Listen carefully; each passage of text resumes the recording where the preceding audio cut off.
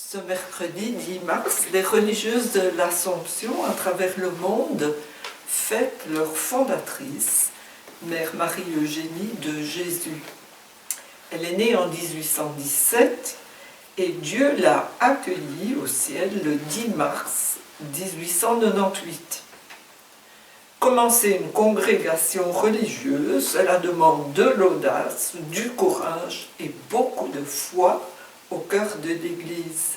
C'est une belle aventure qui se poursuit encore aujourd'hui, 123 ans après sa mort. Mais écoutons-la parler à ses sœurs le 13 août 1891. C'est toujours une grande joie de se trouver réunis. C'est une chose bonne que la joie, et Dieu la donne toujours avec générosité. Je voudrais, mes sœurs, que ce soit aussi une occasion de nous renouveler, de nous retremper. Et en quoi donc nous retremper? Eh bien, je crois que ce doit être avant tout dans l'esprit de l'Assomption. Pour moi, Marie-Eugénie, c'est une femme de foi et d'espérance. Et elle va jusqu'au bout.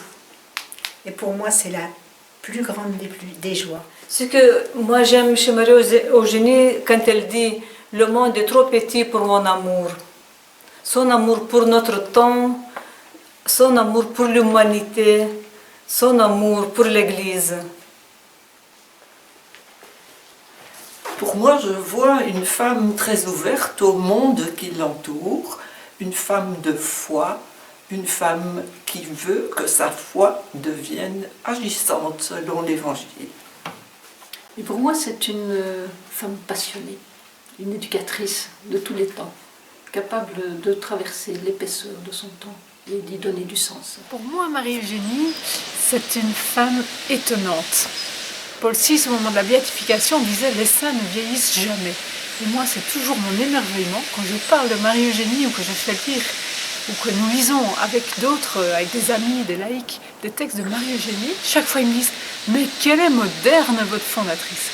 Et je pense que oui, vraiment, son message est pour aujourd'hui.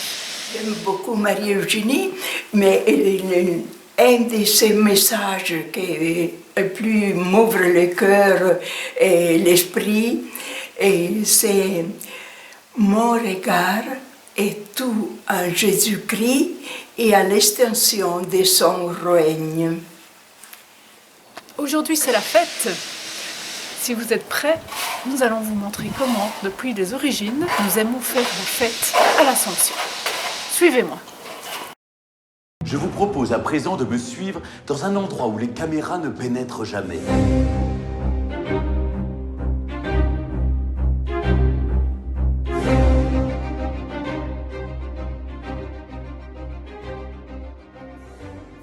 Bonjour.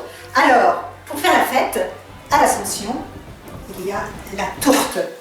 Et vous allez voir comment on a fait. Premièrement, il faut du saindoux, 250 g de saindoux, de la farine, 500 g de farine, un peu d'eau, 125 g.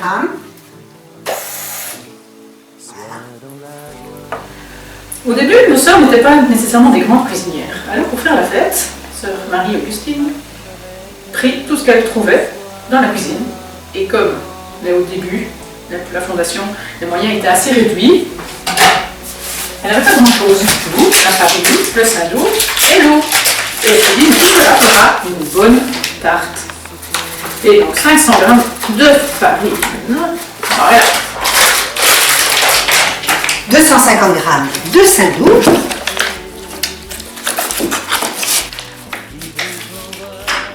ensuite nous faisons un petit creux dans la farine et puis nous commençons à pétrir pour bien incorporer le saindoux à la farine. Ensuite nous achèterons un petit peu d'eau, mais déjà il faut incorporer le saindoux à la farine et pétrir. Comme le Seigneur pétrit nos vies. Bien pétrir et surtout ne pas oublier la pincée de sel, parce qu'autrement ce sera fade. Non, 2 pincettes. Nous allons ensuite la laisser un peu reposer pour qu'elle puisse avoir une meilleure saveur. Alors, après avoir reposé la pâte pendant 1 heure, nous prenons le rouleau à pâtisserie et nous aplatissons la pâte.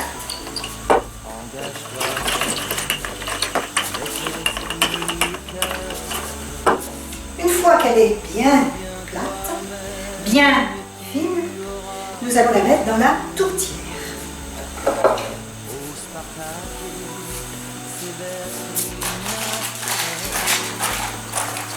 Nous allons couper les bords.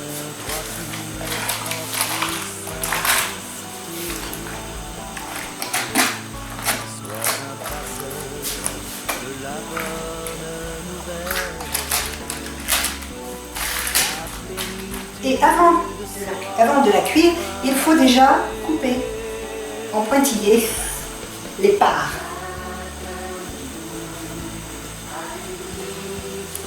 Et maintenant, nous allons la mettre au four. Mais bien sûr, avant, il faut préchauffer le four à 180. Parce qu'autrement, la tourte ne serait pas cuite. Une fois que la tourte est bien dorée, nous allons la sortir du four.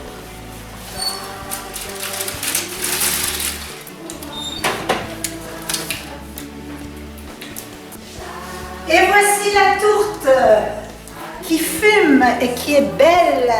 Oh!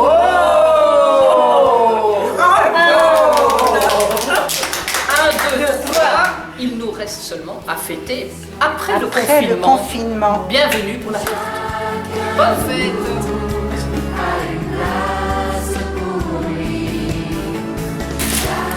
Et comme nos mères n'étaient pas riches et qu'elles n'avaient pas d'argent, elles mangeaient la tourte comme ça, sans confiture, sans adoucissant, sans rien, comme ça. Mais nous allons quand même faire un petit encas. Donc nous allons mettre quand même un peu de confiture pour adoucir la fête et pour nous rendre un peu plus joyeuses aussi et pouvoir déguster notre tourte qui sent bon.